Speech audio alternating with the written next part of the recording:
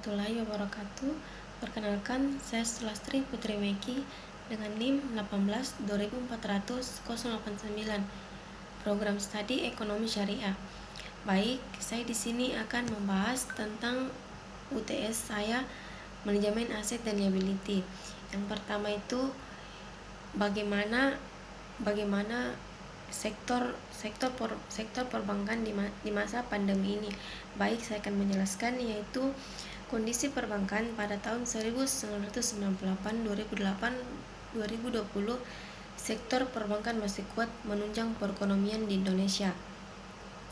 Ketika pandemi COVID-19 ini terus berlanjut dan tidak diketahui kapan berakhirnya, ini akan menimbulkan ketidakpastian pada seluruh sektor, bahkan bukan di perbankan saja, bahkan di perekonomian juga. Dan di sisi konsumsi akan mengalami penurunan. Ini yang menjadi faktor-faktor yang cukup bagi investor mencermati sektor-sektor tersebut.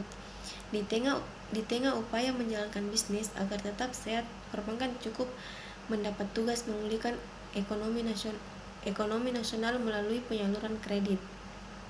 Bisnis perbankan di tengah COVID-19 ini, penyaluran kredit sudah dibolehkan sejak April sampai sekarang. Pada saat awal Juni, perbankan mulai melakukan pembukaan channel agar mempercepat pertumbuhan kredit. Yang kedua itu laba keuangan pada investor di pasar modal, yaitu sebagian seorang investor mindset saat membeli saham adalah membeli sebagian porsi dari kepemilikan perusahaan, sehingga memahami kondisi fundamental perusahaan sangat penting dalam menentukan kepuasan investasi. 3 bagian penting dalam laporan keuangan yang harus dipahami yaitu neraca keuangan, laporan laba rugi, dan arus kas. Sebetulnya neraca keuangan disajikan terlebih dahulu dibandingkan laba rugi. Kegiatan utama perusahaan menjual produk atau jasa, di mana parameter keberhasilannya dapat dilihat secara langsung di laporan laba rugi. Selama ini hanya terpaku pada laba bersih karena hal ini paling sering diberitakan oleh media seperti laba perusahaan X meningkat 100%, tanpa menganalisis lebih dalam dapat membeli langsung saham tersebut.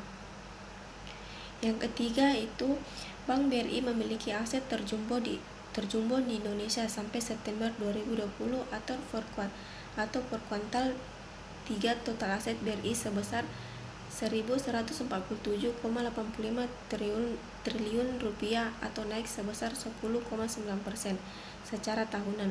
Seperti yang kita ketahui bahwa bank memiliki fungsi penyaluran kredit, salah satu contohnya yaitu Bank Rakyat Indonesia. Pada Bank BRI pada tahun 2020 di kuartal 1 dan di kuartal 2 bertambah pada kuartal 3 yaitu sebesar 935,35 triliun rupiah kuartal 3 pada tahun 2020 dibandingkan dengan kuartal 3 pada tahun 2019 lalu sebelum pandemi COVID. Pada sebelumnya pandemi COVID-19 sebesar 5% secara tahunan. DPK atau dana pihak kedua Bank BRI selalu naik dari 128,99 triliun rupiah pada kuartal 172,5 triliun rupiah pada kuartal 2 dan terakhir 1.131,93 triliun rupiah pada kuartal 3. Yang keempat, di tengah COVID-19 ini, saya merekomendasikan pihak bank agar mampu bertahan di berbagai tekanan. Bank harus lebih fokus dalam menempuh bauran kebijakan seperti yang kita ketahui Indonesia sedang tidak baik-baik saja karena dilanda kasus COVID-19 sehingga perekonomian negara menurun.